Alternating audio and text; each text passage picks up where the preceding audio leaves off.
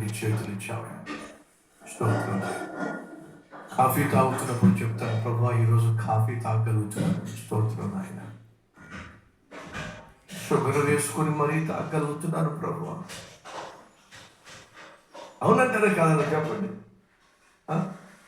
Sugar వేసుకుని మరీ తాగలుగుతున్నాను ప్రభా. అంతేకాదయ్యా, షుగర్ కాఫీ తాగితే తెలుస్తుందయ్యా టేస్ట్ నాకు. ఈ రోజుల్లో చాలా మందికి కాఫీ తాగితే టేస్ట్ తెలియకపోతే వాళ్ళ ముఖం పేస్టే. భయం, ఎందుకని కరోనా వచ్చేసిందేమో. ఎస్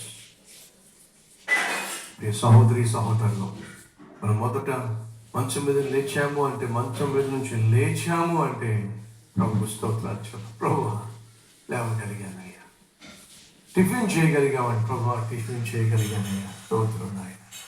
కాఫీ తాగలిగితే ప్రభు కాఫీ తాగలిగానయ్యా. స్తోత్రం నాయన. నడవగలుగుతున్నాను ప్రభు, నడవగలుగుతున్నానయ్యా. స్తోత్రం.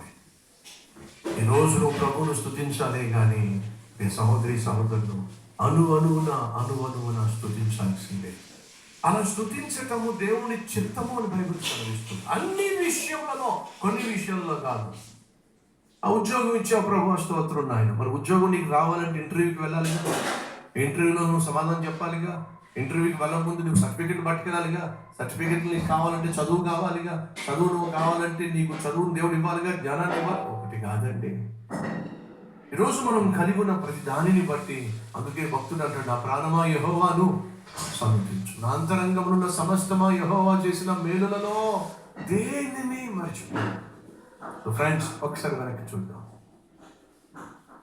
జనవరి నుంచి డిసెంబర్ వరకు దేవుడు ఎన్నెన్ని ఆశ్చర్యకార్యాలు అద్భుతాలు చేశాడో వెనక్కి చూద్దాం. మనస్ఫూర్తిగా దేవుణ్ణి స్తుతిద్దాం.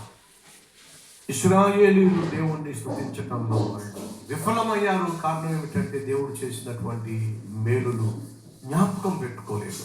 అరణ్యంలో అర్థంతరంగా రాలిపోయారండి. జ్ఞాపకము పెట్టుకోని వారు రాలిపోతారు. కృతజ్ఞతలు చెల్లించని వాళ్ళు మరిచిపోబడతారు. 10 మందిలో 9 మంది అడ్రస్ లేకుండా పోయారు. కానీ ఆ ఒక్కడి గురించి ఈరోజు మనం మాట్లాడుతున్నాం. ఎవడైతే కృతజ్ఞత కలిగి ఉన్నాడో ఆ ఒక్కడిని గురించి మాట్లాడుతున్నాం. ఎందుకంటే యేసుక్రీస్తు ఆ ఒక్కడిని చూసి సంతోషించాడు. కృతజ్ఞత కలిగిన వారిని దేవుడు చూసినప్పుడు సంతోషిస్తాడు. కృతజ్ఞతలో ఆశీర్వాదం ఉంది. 2, మనల్ని మనం పరిశీలించుకుందాం. 139వ కీర్తన 1-2 వచనాలు. యెహోవా